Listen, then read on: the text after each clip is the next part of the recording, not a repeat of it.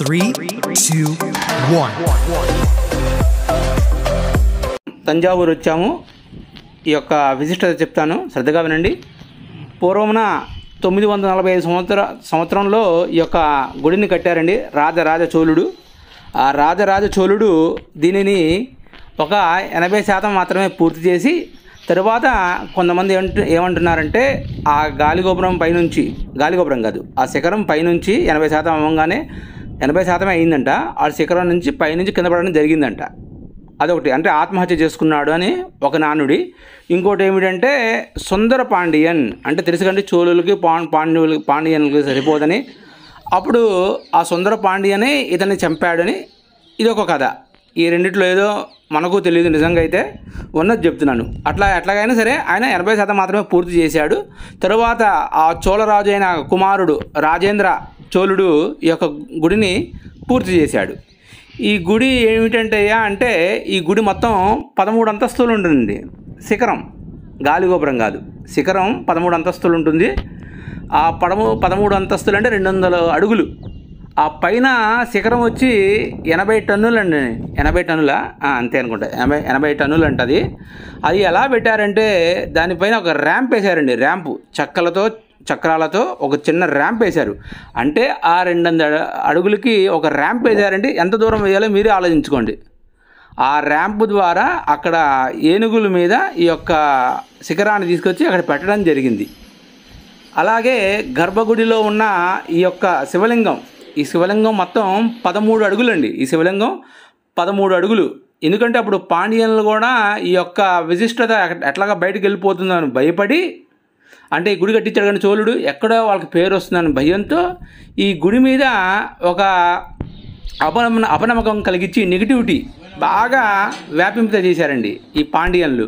అందుకు చాలామంది ఏంటంటే ఈ గుడికి వెళ్తే ఒక నెగిటివ్ వస్తుందని చాలామంది భావిస్తారు. ఇప్పటికి కూడా ఆ చోళరాజు, ఆ పాండ్యరాజు అనే వ్యతిరేకత ఇప్పటికి కూడా చాలామందిలో ఉందంట. నేను ఉన్ని గుడి మాత్రం అద్భుతంగా ఉంది, ఇది మాత్రం నిజం, వరల్డ్ ఫేమస్.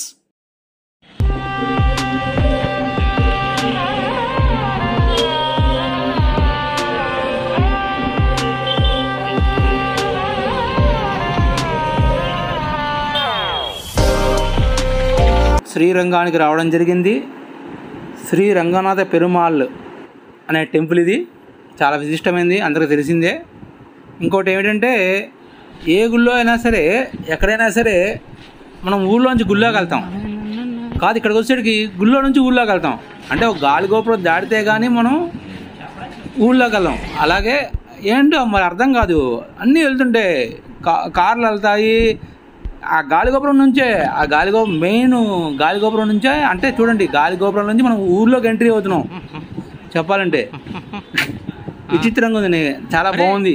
ఇది నేను సెకండ్ టైం రావడం, చాలా అద్భుతంగా ఉంది. అప్పుడేం ఫీలింగ్ ఉందో ఇప్పుడు కూడా అదే ఫీలింగ్ ఉంది. కానీ తంజావూరు వెళ్ళినప్పుడు అంత ఫీలింగ్ కలగల, కానీ శ్రీరంగం వచ్చినప్పుడు బాగా ఫీలింగ్ కలిగింది. ఎందుకంటారంటే ముందు ఒకటి ఉంది, అది జరుగుతుంది, అది చెప్తాను.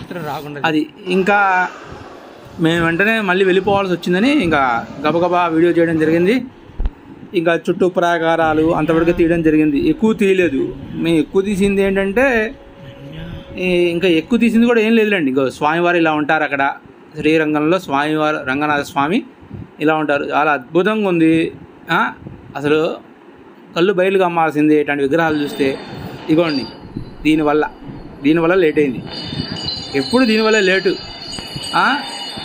దీనివల్ల లేట్ అవుతుంది నాకు. దీన్ని చూస్తూ కూర్చుంటా ఒక గంట సేపటి దాకా.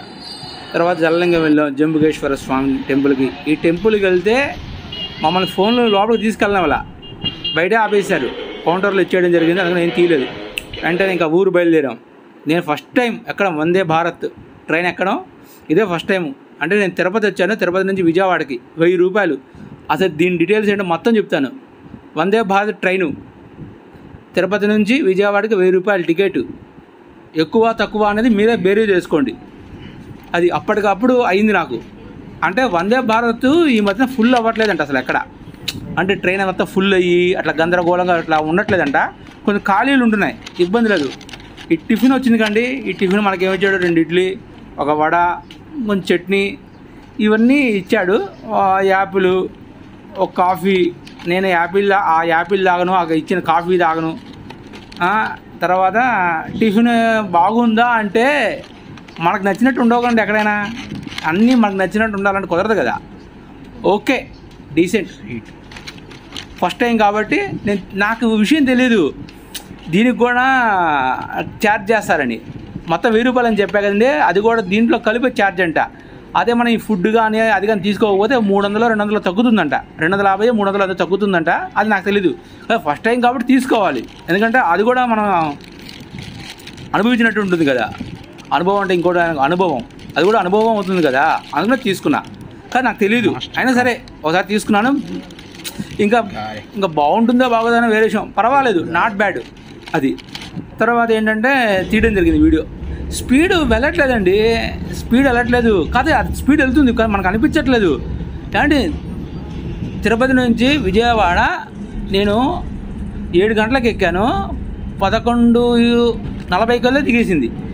వాడు ఇచ్చిన టైం ఏంటంటే 12:10కి ఇచ్చాడు రైట్ టైం, కాదు ఒక అరగంట ముందే. అంటే చాలా స్పీడ్ మనకు అర్థం కావట్లేదు కానీ స్పీడ్గానే వెళ్తుంది. తర్వాత మళ్ళీ తర్వాత ఈ సమోసా అది ఒకటి, ఆ మిర్చర్ ప్యాకెట్ లాగా ఒకటి, ఒక పప్పు ఉండ, అది కాఫీ నేను తాగి చావనుగా. నాకైతే వేస్ట్ అండి ఇది, నాకైతే వేస్ట్. ఎందుకంటే నేనేం ఆ యాపిల్ తాగను, ఆ కాఫీ తాగను, పక్కన వాళ్ళకి ఇవ్వడం జరిగిపోయింది. మా ఫ్రెండ్ అయితే 3 తాగాడు, అవి అయితే నావే, అది అట్లా తీయడం జరిగింది. తర్వాత ఏంటంటే ఇంకా నాకైతే చాలా బాగుంది, జర్నీ మాత్రం సూపర్ అండి. ఇంకా అది 1000 రూపాయలు అంటారంటే అది మీకే తెలియాలి. అది నాకైతే చాలా బాగుంది. వందే భారత్ ప్రతి ఒక్కరు ఎక్కండి.